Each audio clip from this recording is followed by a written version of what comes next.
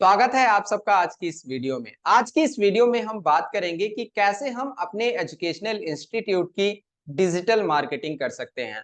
चाहे आप कोई कोचिंग संस्थान चलाते हो या आप कोई स्कूल चलाते हो या आप कोई कॉलेज चलाते हो, तो आपको ये समझना जरूरी है कि कैसे आप डिजिटल मार्केटिंग की मदद से आप अपने बिजनेस को एक नेक्स्ट लेवल पर ले जा सकते हैं।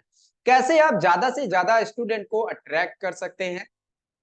नमस्ते, मेरा नाम है पवन बौद्धा। मैं एक एमएसआई कोच हूं। मैं फाउंडर हूं डिजिटल स्किल कैपिटल का। मैं एक मिशन पर हूं, मदद करना चाहता हूं कम से कम 10 लाख लोगों की, कि वो डिजिटल मार्केटिंग मुझसे सीखें, इंप्लीमेंट करें और अपने लिए कमाई के अलग अलग जरिए बनाएं। तो दोस्तों, अगर आप मेरे चैनल पर नए हैं तो चैनल को सब्सक्राइब कर लीजिए। अगर इस वीडियो के अंत तक आपका कोई सवाल होता है, कोई क्वेश्चन होता है, आप मुझसे कमेंट बॉक्स में पूछ सकते हैं। अगर आप मुझसे डायरेक्ट जुड़ना चाहते हैं तो व्हाट्सएप का लिंक है डिस्क्रिप्शन में। व्हाट्सएप चैनल का मेरा लिंक है, आप वहां से जाकर मेरे साथ डायरेक्ट जुड़ सकते हैं और अपने सवाल पूछ सकते हैं। तो चलिए मैं आपको लेके चलता हूं आज के माइंड मैप की तरफ। आपको लेके चलता हूं मैं 3-4 साल पहले, खासकर जब कोरोना आया था। कोरोना के बाद से अगर आप देखेंगे, ऑनलाइन एजुकेशन की जो बढ़ोतरी है दिन ब दिन बढ़ती ही जा रही है। बहुत सारे ऐसे एजुकेशनल इंस्टीट्यूट आए, बहुत सारे ऐसे ऑनलाइन शिक्षाएं देने लगे, जहां पर लोग अपने घर से बैठकर आज किसी भी तरह की एजुकेशन ले सकते हैं। मतलब कि जब से इंटरनेट की बूम आई है, लोग ऑनलाइन हो गए हैं। आज आपकी ऑडियंस ऑनलाइन है, आपका कस्टमर ऑनलाइन है, आपके स्टूडेंट ऑनलाइन है।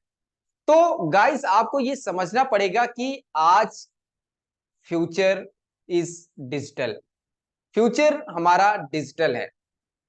हमें, अगर हम डिजिटल नहीं जाते हैं, अगर हम सोचते हैं कि हम अपने बिजनेस को ऑनलाइन नहीं ले जाएंगे, हम जिस तरीके से चला रहे हैं, तो कहीं ना कहीं आप अपने कॉम्पिटिटर से पीछे रहने वाले हैं। आप अपने कॉम्पिटिटर को देखिए, क्या आपका कॉम्पिटिटर ऑनलाइन दुनिया में है कि नहीं है। आपने देखा भी होगा, ऐसा हो नहीं सकता है कि आज तक आपने किसी ऐसे इंस्टीट्यूट को नहीं देखा होगा जो ऑनलाइन नहीं है, जिसके पास अपनी उसका खुद का इकोसिस्टम नहीं है। अगर उन लोगों का है, आपकी कॉम्पिटिटर ऑनलाइन ग्रो कर रहे हैं, अपने बिजनेस की डिजिटल मार्केटिंग कर रहे हैं, तो आपको भी करना बहुत जरूरी है। Future is digital. सबसे पहले आपको यह समझना पड़ेगा कि आप अगर ऑनलाइन जाते हैं, अगर आप इंटरनेट पर जाते हैं, तो आपके पास ओपन मार्केट होती है। आपके पास बाउंडेशन नहीं होती है एक क्षेत्र की, एक सिटी की, एक एरिया की। आपके पास ओपन मार्केट होती है। आप दुनिया के किसी भी कोने में जा सकते हैं, किसी एक सिटी को टारगेट कर सकते हैं, किसी एक कंट्री को टारगेट कर सकते हैं, किसी एक लोकल एरिया को टारगेट कर सकते हैं। मतलब कि आप ब्रॉडर ऑडियंस तक पहुंच सकते हैं, ज्यादा से ज्यादा ऑडियंस तक पहुंच सकते हैं, क्योंकि आपका जो स्टूडेंट है वो ऑनलाइन है। ऑनलाइन वो आज कोई भी चीजें सर्च करता है, कोई भी चीजें देखता है, वो ऑनलाइन ही चेक करता है। एक रिसर्च के मुताबिक 81% स्टूडेंट्स कोई भी कोर्स खरीदने से पहले या कोई भी इंस्टीट्यूट ज्वाइन करने से पहले वो ऑनलाइन रिसर्च करते हैं। ऑनलाइन देखते हैं कि उस इंस्टीट्यूट की, उस स्कूल की, उस कॉलेज की कितनी रेपुटेशन है, कितनी उसकी वैल्यू है, किस तरीके से वहां पर शिक्षाएं दी जाती हैं। तो ये सारी चीजें वो जाकर सबसे पहले वो चेक करता है। तो इसलिए आपको समझना पड़ेगा कि फ्यूचर इज डिजिटल है, आपको ऑनलाइन आना ही पड़ेगा। उसके बाद same problem in offline, some problem in offline marketing. अगर आप अपने स्कूल, अपने इंस्टीट्यूट की ऑफलाइन मार्केटिंग करते हैं, जिसे हम ट्रेडिशनल मार्केटिंग कहते हैं, तो कुछ प्रॉब्लम्स आती हैं उसमें। अब मैं ये नहीं कह रहा हूं कि ऑफलाइन या ट्रेडिशनल मार्केटिंग खत्म हो चुकी या ट्रेडिशनल मार्केटिंग हमें करनी नहीं चाहिए। मेरा ऐसा बिल्कुल कहना नहीं है, ना मेरा ऐसा कोई मानना है। ट्रेडिशनल मार्केटिंग अपनी जगह पर सही है, डिजिटल मार्केटिंग अपनी जगह पर सही है, लेकिन कुछ प्रॉब्लम्स हैं जो हम डिस्कस करेंगे। अगर अभी तक आप अपने अगर अभी तक आप सिर्फ ट्रेडिशनल मार्केटिंग करते थे, सिर्फ ऑफलाइन मार्केटिंग करते थे, पेपर में एड्स देते थे, आप पंपलेट्स बंटवाते थे, या आप डोर टू डोर जाकर मार्केटिंग करवाते थे कि सर ये देखिए मेरा स्कूल ओपन हुआ है, मेरा कॉलेज ओपन हुआ है, आप पेपर में ऐड देते थे। ये सब ठीक है, एक हद तक ठीक है जहां तक आप समझते हैं। लेकिन आप वहां पर अपने उस एडवर्टाइजमेंट के रिजल्ट को देख नहीं पाते हैं, उसके आरओआई को नहीं देख पाते हैं, रिटर्न ऑफ इन्वेस्टमेंट कितनी आ रही है वो आप चेक नहीं कर पाते हैं। अगर बात की जाए यही डिजिटल मार्केटिंग की, ध्यान रखिएगा कि जब आप ऑफलाइन मार्केटिंग करते हैं ये सब आपके कंट्रोल में नहीं होता है कि आप की ऑडियंस कोई एक्शन ले रही है आपके ऐड पर कि नहीं ले रही है। मान लीजिए आपने होर्डिंग लगवा दिया, अब कौन देख रहा है कौन नहीं देख रहा है ये आपको नहीं पता चलेगा, आपको नहीं समझ में आएगा कि कितने लोग इससे कन्वर्ट होने वाले हैं। तो मतलब थोड़ी सी ये कुछ प्रॉब्लम्स हैं ऑफलाइन मार्केटिंग में। अगर यही बात की जाए डिजिटल मार्केटिंग में, मान के चलिए आप एक ऐड लगाते हैं कि ये मेरा स्कूल है और यहाँ पर एडमिशंस ओपन हो चुके हैं, अगर आप एडमिशन लेना चाहते हैं तो डिस्क्रिप्शन में एक लिंक है, उस फॉर्म को भरिए और भरने के बाद आप मेरा एग्जीक्यूटिव आपके साथ कांटेक्ट कर लेगा। मतलब कि आप एक जगह से बैठकर आप अपने लोकल एरिया को टारगेट कर सकते हैं और वहां पर आप चेक कर सकते हैं कि आपकी ऐड पर कितने लोगों ने क्लिक किया, कितने लोगों ने देखा, कितने लोगों ने आपको फॉर्म दिया। ये सारी चीजें आप वहां पर चेक कर पाते हैं। तो कुछ ये फायदे हैं ऑनलाइन मार्केटिंग के, खासकर डिजिटल मार्केटिंग के। तो ये सब कुछ प्रॉब्लम्स हैं, कुछ बेनिफिट्स हैं, कुछ नेगेटिव पॉइंट हैं, तो ये सारी चीजें हमें थोड़ा सा ध्यान में रखना पड़ता है। उसके बाद build a strong online presence.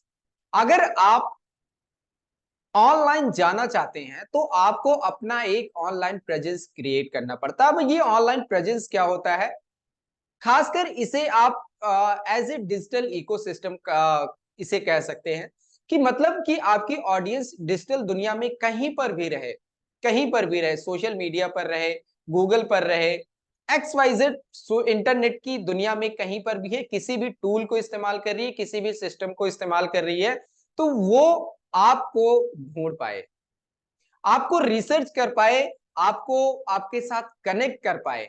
इसे कहते हैं डिजिटल इकोसिस्टम कि आपकी जो ऑडियंस है, जो आपका स्टूडेंट है, वो कहीं पर भी रहे, वो आपके साथ कनेक्ट कर पाए। अब मान के चलिए एक स्टूडेंट जाता है और सर्च करता है एजुकेशनल इंस्टीट्यूट के बारे में आपकी लोकल एरिया में, तो क्या आप वहां पर दिखाई देते हैं? अगर आप आपका ऑडियंस, आपका स्टूडेंट ऑनलाइन जाता है, गूगल पर सर्च करता है और आपकी वेबसाइट नहीं आती है, तो वो आपके साथ नहीं जुड़ेगा। जिसकी वेबसाइट आएगी वो वहां पर जाएगा, रिव्यूज देखेगा, वहां पर कुछ बेनिफिट्स देखेगा, जो भी चीजें वहां पर हैं आपकी वेबसाइट पर रखी हैं, वो सारी चीजों को पढ़ेगा, देखेगा। अगर उसे अच्छा लगेगा तो वो आपके साथ जुड़ना चाहेगा। अगर यही चीज आपके पास नहीं होगी तो आपके पास साथ वो कैसे जुड़ेगा, कैसे वो जानेगा आपको? उसके बाद आपके जितने भी सोशल मीडिया के अकाउंट्स हैं उनको एक्टिवेट कीजिए। एक्टिवेट करने के बाद उस पर आपको ध्यान रखना पड़ता है थोड़ा सा, मतलब कि जितने भी आपके सोशल मीडिया की प्लेटफॉर्म्स है, जैसे फेसबुक हो गया, इंस्टाग्राम हो गया, ट्विटर हो गया, लिंक्डइन हो गया, इन सब चीजों को आपको एक्टिवेट करना पड़ता है, ऑप्टिमाइज करना पड़ता है। अब यहां पर मैंने लिखा है website and active social media profiles are your foundation. अगर आपके पास वेबसाइट है और सोशल मीडिया की जो जितने भी प्रोफाइल्स हैं वो आपकी डिजिटल दुनिया में फाउंडेशन का काम करती हैं, आपकी फाउंडेशन होती है, आपकी नींव होती है। They give your institute credibility and visibility, कि आपकी डिजिटल दुनिया में, डिजिटल इंटरनेट की दुनिया में वो आपको स्टैब्लिश करती हैं कि यस, ऐसा कोई इंस्टीट्यूट है, ऐसा कोई स्कूल है जो अवेलेबल है आपकी एरिया में, भारत देश में, आपकी सिटी में, कहीं पर भी हो। ये आपकी विजिबिलिटी को इंक्रीज करता है, आपकी क्रेडिबिलिटी को बढ़ाता है। तो इसलिए आपको अपना खुद का डिजिटल इकोसिस्टम बनाना चाहिए। अगर आपको पता नहीं कि आखिर में डिजिटल इकोसिस्टम होता क्या है, तो ऑलरेडी मैंने इस पर एक इन डिटेल वीडियो बनाया हुआ है, डिस्क्रिप्शन में आपको लिंक मिल जाएगा। और आई बटन पर भी आपको लिंक मिल जाएगा, वहां से क्लिक करके आप मेरे डिजिटल इकोसिस्टम को आप एक्सप्लोर कर सकते हैं कि डिजिटल इकोसिस्टम होता क्या है। एक बारी जब आपका ऑनलाइन प्रेजेंस क्रिएट हो जाए तो आपको वहां पर कंटेंट मार्केटिंग करनी पड़ती है। अब ये कंटेंट मार्केटिंग क्या होती है? कहते हैं कि डिजिटल दुनिया में अगर आप कंटेंट नहीं लिख रहे हैं तो आप डिजिटल दुनिया में दिखाई नहीं देते हैं। मान के चलिए आपकी एक वेबसाइट है और आप अपनी वेबसाइट पर किसी भी तरीके का कंटेंट नहीं डाल रहे हैं तो आपकी वेबसाइट कभी भी रैंक नहीं करेगी। तो अगर आपकी अपनी वेबसाइट को रैंक करवाना है तो उसका एसईओ प्रॉपर तरीके से एसईओ करना पड़ेगा। एसईओ करने के बाद उस पर रेगुलर कंटेंट डालते रहना पड़ेगा ताकि आपकी वेबसाइट गूगल के फ्रंट पेज पर आ सके। कहते हैं कंटेंट इज किंग। आज के इस डिजिटल एज में कंटेंट इज किंग है। कंटेंट आप जितना हाई क्वालिटी का कंटेंट लिखेंगे, वैल्यूएबल कंटेंट लिखेंगे, ज्यादा से ज्यादा ऑडियंस आपके साथ इंगेज करेगी। Create valuable informative and engaging content, मतलब कि जितना ज्यादा आप engaging and valuable informative content लिखेंगे, ऑडियंस आपके साथ उतना ज्यादा जुड़ेगी। If not if not only attract student but also establish your institute as an authority in your field। अब कंटेंट इसलिए हमें नहीं क्रिएट करना है कि हम ज्यादा से ज्यादा स्टूडेंट को अट्रैक्ट कर सके, ज्यादा से ज्यादा अपनी स्कूल में, अपने इंस्टीट्यूट में हम एडमिशंस ले सकें, या ज्यादा से ज्यादा हम अपने कोर्सेज सेल कर पाए। हमें कंटेंट मार्केटिंग इसलिए भी करनी है, हमें ये इस्टेब्लिश करना है कि हम भी इस डिजिटल दुनिया में एक अथॉरिटी हैं, एक हमारी पहचान है। तो आपको ये भी ध्यान में रखना पड़ता है, आपको अपने आप को बिल्ड करना पड़ता है। आपको ब्लॉग लिखने चाहिए, वीडियोस बनाने चाहिए, ऑडियोस बनाने चाहिए, पॉडकास्ट और इमेज। ये सब कंटेंट मार्केटिंग के प्रकार हैं। आपको ये सारी चीजों का ध्यान रखना चाहिए और आपको करना चाहिए आपके सोशल मीडिया और आपकी वेबसाइट पर content, regular valuable informative content आपको अपनी ऑडियंस को देना पड़ेगा। कंटेंट मार्केटिंग के बाद आपको use social media and Google for paid advertising. अब ये क्या होता है पेड एडवर्टाइजिंग? अभी तक जितनी भी चीजें हमने डिस्कस किया वो था ऑर्गेनिक डिजिटल मार्केटिंग। अब जहां पर आपका पैसा इन्वॉल्व होता है, जहां पर आप पैसे देकर ऐड लगाते हैं, उसे आप इनऑर्गेनिक डिजिटल मार्केटिंग कहते हैं।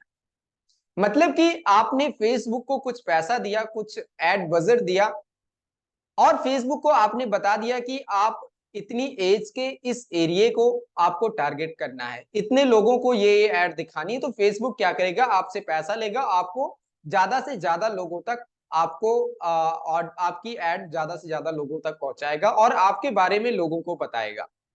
इसी तरीके से आप गूगल ऐड का इस्तेमाल कर सकते हैं, क्योंकि जब भी पहली बार कोई चीजें सर्च होती हैं तो वो फेसबुक पर नहीं जाता है। फेसबुक इतना इफेक्टिव नहीं है गूगल ऐड के अकॉर्डिंग, क्योंकि फेसबुक पर, इंस्टाग्राम पर लोग टाइम पास करने के लिए जाते हैं, लेकिन गूगल पर जब कोई जाता है तो वो सिर्फ और सिर्फ किसी नॉलेज के लिए जाता है। कोई चीज उसको ढूंढनी है, कोई चीज उसको जाननी है, तो इसलिए वो गूगल पर जाता है। अगर आपकी एड वहां पर डिस्प्ले होती है या आपने सही तरीके से अपनी वेबसाइट वहां पर ऑप्टिमाइज कर रखी है, अपने सोशल मीडिया के प्लेटफॉर्म्स एक्टिवेट कर रखे हैं, तो वहां पर आपका ऑडियंस, आपका स्टूडेंट आपके साथ जुड़ पाएगा। अब एड्स इसलिए लगाई जाती है कि हम लीड जनरेशन कर सकें, हम अपने कोर्सेज बेच सकें, हम ज्यादा से ज्यादा एडमिशंस ले सकें अपने स्कूल में, अपने कॉलेज में, अपने इंस्टीट्यूट में। तो हमारा जो मेन मोटिव होता है कि हम ज्यादा से ज्यादा अपनी तरफ स्टूडेंट को अट्रैक्ट कर पाएं या ज्यादा से ज्यादा उनके number, phone number, email ID collect कर पाएं और अपने स्कूल के, अपने कॉलेज के बारे में उनको हम बता पाएं। उसके बाद आपको रिव्यू एंड टेस्टिमोनियल्स की स्ट्रेटेजी को इस्तेमाल करना चाहिए। जैसे आपके इंस्टीट्यूट में आपका मान के चलिए कोई कोर्स है, तो आप उस कोर्स से आपके स्टूडेंट को क्या वैल्यू मिली है, उसकी जिंदगी में क्या बदलाव आया है, उसकी आप एक टेस्टिमोनियल वीडियो बनवा लीजिए। उसे बैठाकर बना लीजिए वीडियो और उससे कहिए कि बताइए आपको क्या क्या बेनिफिट्स मिले हैं मेरे इस कोर्स से, मेरे इस इंस्टीट्यूट से। तो वो रिव्यू वीडियोस या टेक्स्ट वीडियो जो आप गूगल पर लेते हैं, आप अपनी वेबसाइट पर लेते हैं, तो वो जाकर आप अपने नए ऑडियंस को, नए इंस्टीट्यूट को, नए स्टूडेंट को आप दिखा सकते हैं। इससे होता क्या है कि कई बारी लोग देखने से नहीं समझ पाते हैं। अगर वो कोई चीजें, जब कोई उनके बारे में बताता है, मतलब कि दूसरों के मुंह से जब वो सुनते हैं चीजें, तो उन्हें थोड़ा-सा विश्वास होता है। तो इसलिए आपको रिव्यू एंड टेस्टिमोनियल की स्ट्रेटेजी को यूज़ करना चाहिए और जब भी आप ऐड लगाएँ, तो आप उस ऐड में उसको लगा सकते हैं। आप अपने लैंडिंग पेजेस पर लगा सकते हैं। आप अपने फेसबुक प्रोफाइल के पेज पर शेयर कर सकते हैं। आप अपने इंस्टाग्राम की प्रोफाइल पर शेयर कर सकते हैं। तो इस तरीके से रिव्यू एंड टेस्टिमोनियल्स के जो स्ट्रेटेजी है आपको इस्तेमाल करनी चाहिए और रेगुलर आपको एनालाइज करना पड़ता है कि आपका जो डिजिटल मार्केटिंग का एफर्ट है, क्या वो कितना इफेक्टिव हो रहा है? कौन सी चीजें ज्यादा इफेक्टिव हो रही हैं, कौन सी चीजें नहीं इफेक्टिव हो रही हैं?